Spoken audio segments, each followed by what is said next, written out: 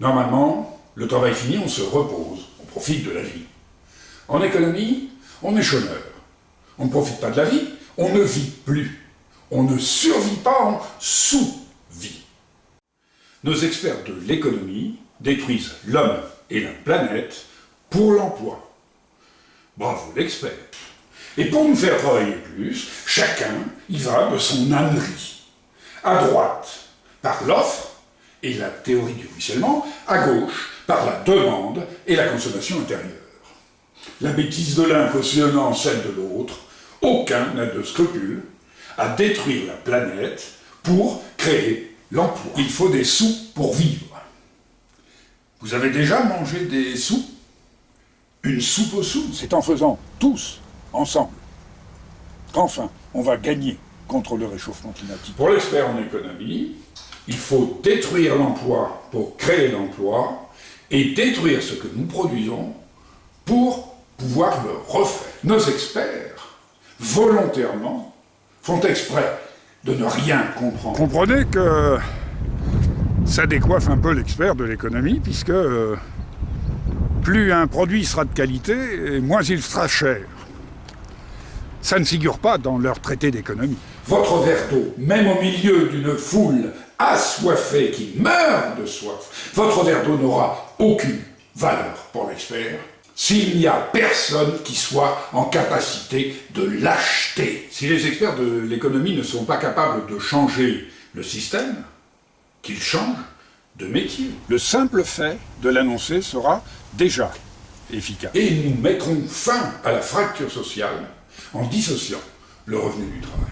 Nous pouvons propager la dissuasion incitative, y compris chez nos concurrents. Mais ce sont des experts, et il sera difficile de leur faire comprendre des choses très simples, comme puisque c'est une question de vie ou de mort, puisque c'est nous qui fabriquons les sous, il n'y a qu'à en faire. Fermer le robinet en se brossant les dents, bien sûr.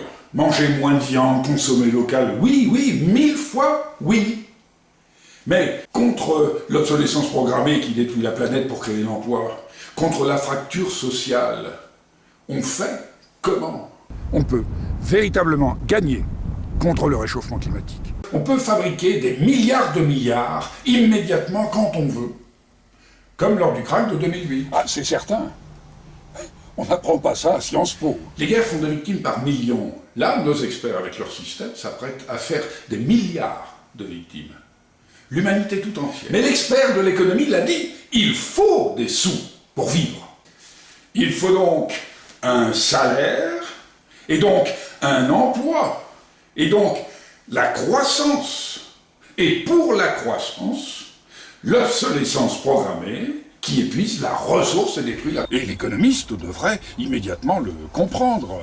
C'est du niveau économie pour les nuls. Comparativement, les plus grands criminels, y compris les criminels de guerre, sont des gamins, des amateurs, des petites frappes. Ils ne s'en sont jamais pris à toute forme de vie terrestre. C'est bien pour ça qu'il faut changer le système. Pour mettre un terme à l'obsolescence programmée, sinon, fini l'humanité. C'est ça, dissocier le revenu du travail. Ceux qui gagnent des fortunes sans travailler du tout ne se plaignent pas d'être sans emploi. Sauf que comme ça, on sauve la planète du réchauffement climatique. La Terre serait tout à fait capable de répondre à nos besoins. Encore faudrait-il la respecter. C'est la démonstration évidente qu'il faut absolument changer ce système monstrueux, puisque c'est lui qui nous condamne. Nous n'avons pas encore commencé à raisonner, à réfléchir, et vous voyez que l'expert a déjà tout faux. Il faudra pourtant expliquer à nos économistes que la particularité d'une taxe progressive, eh bien, c'est qu'elle progresse. Alors contentons-nous, grâce à la dissuasion incitative, de rendre le système intelligent et de changer le monde. Là, maintenant, tout de suite, immédiatement, c'est possible.